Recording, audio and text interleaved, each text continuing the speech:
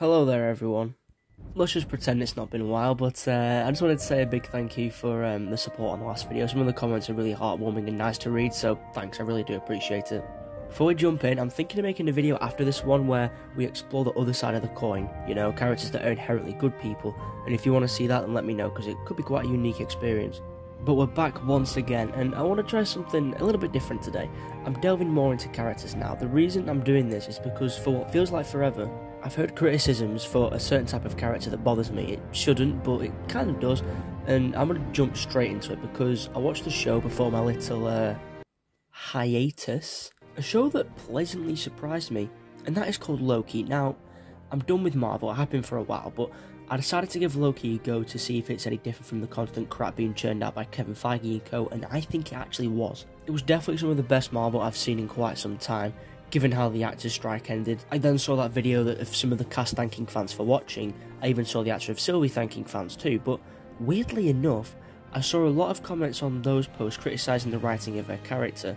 I mean, I didn't see much wrong with her writing, so I looked into it a bit.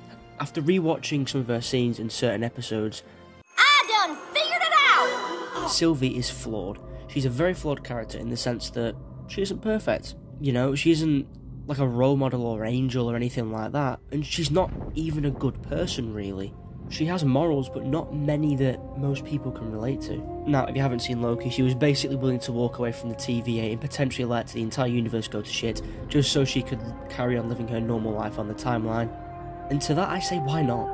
When someone has such a shitty existence, why shouldn't they just be allowed to just want a normal life? I see it in media all the time, it's not just exclusive to her. But Loki himself is a very flawed character. Not too long ago, you know, he was trying to destroy the world and all that, and the reason he even tried to get Sylvie to join him in the first place was for selfish reasons. Did people forget that?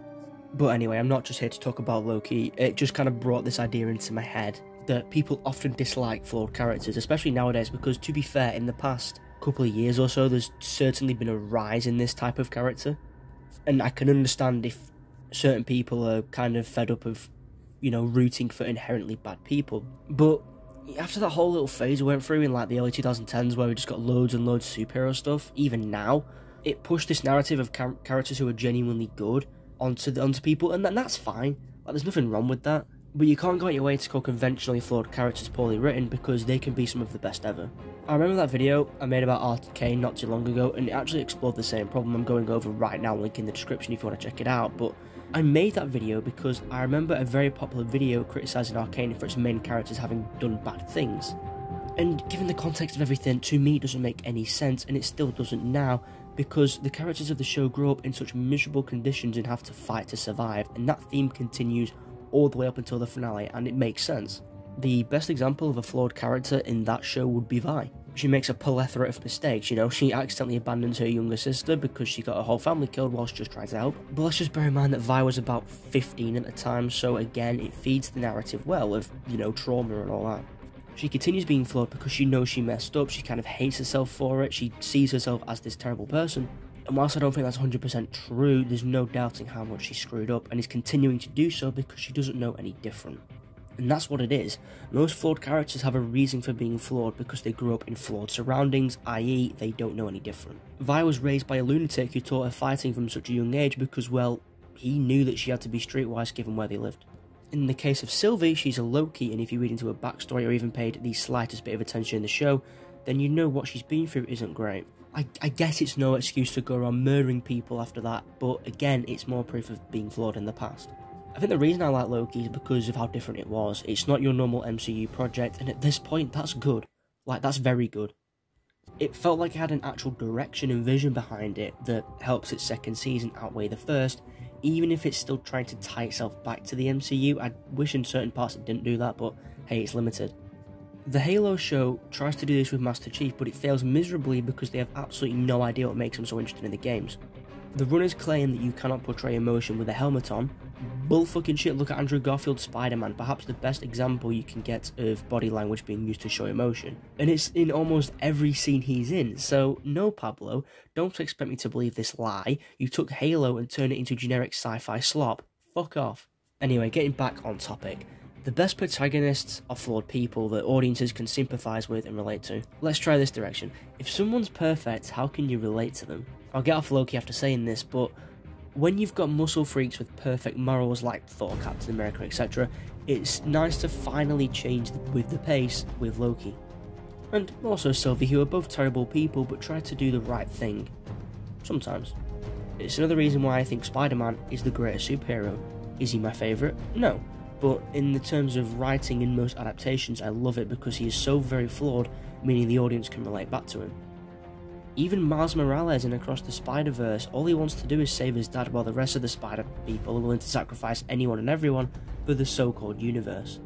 What's important is not standing by and allowing someone to suffer or die because you do nothing. If you don't get that, then you don't get the first thing about being Spider-Man. If you're wanting a better example, we'll try and move away from superheroes now, look no further than Game of Thrones.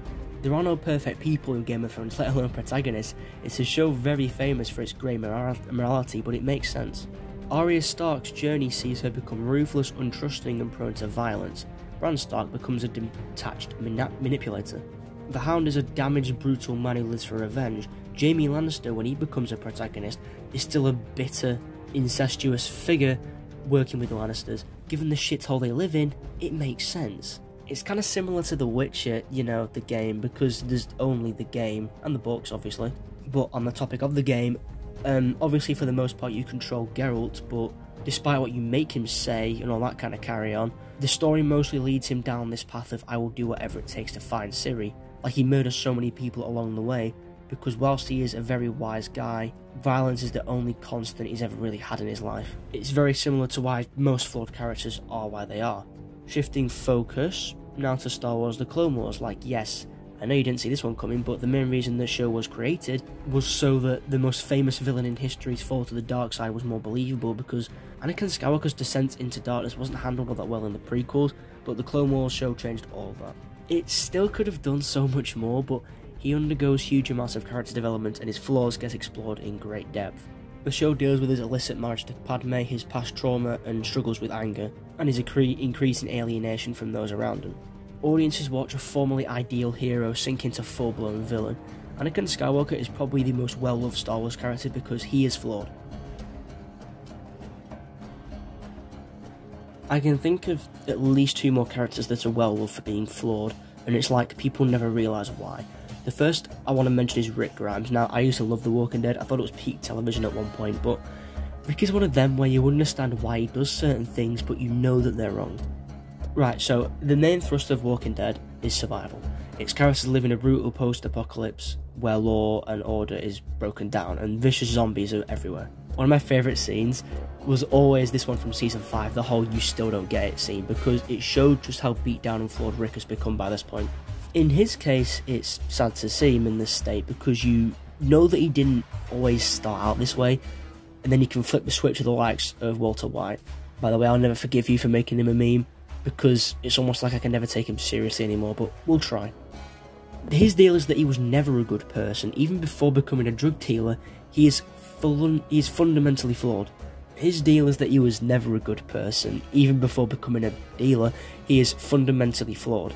I know a lot of people like him because he hates his wife and they can relate to hating women, except he doesn't. Like, that's not the point. The reason that he did everything that he did and continues to do that is so that he can leave money for his wife and son in the future. Anyone who paid attention to the show knew that.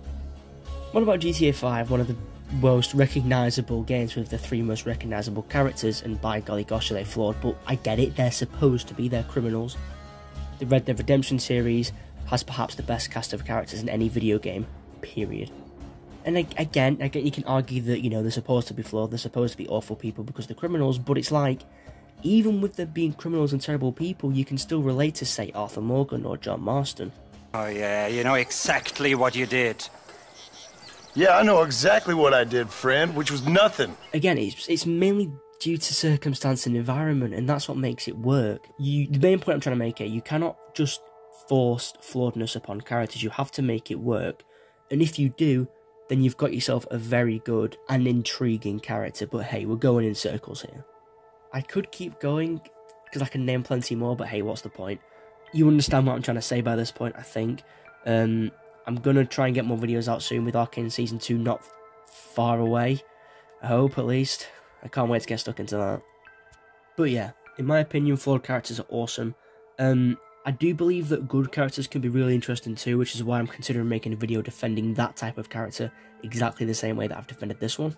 But provided it makes sense, and in a hero's case, they use that flawedness, dark past, whatever to do some good, i.e. Batman. Granted, you can make them a complete asshole, and in some cases it can work, like, say, Walter White, but I'd argue that he's a villain in his story. I know, right, never heard that one before, but he is shown to have flaws before going down the path he does. He already has the ego the size of Texas, and pride coming out his ears. All becoming a criminal does is put those flaws on display. You can go a bit lighter with, say, Seinfeld. You know, the characters embrace their faults, and they all have unique bonds based on just how dreadful people they are. Like I said, I can go on, but my point is proven. If you agree with what I had to say here, or even if you didn't, then feel free to leave your thoughts in the comments. Who is your favourite flawed character, and is there any I've missed? I'd love to see some suggestions. And also, if you do want to see that video on characters with better morals, then just let me know. But if you want to see more videos like this one, then please consider subscribing, it really helps me out. And yeah, speak to you soon.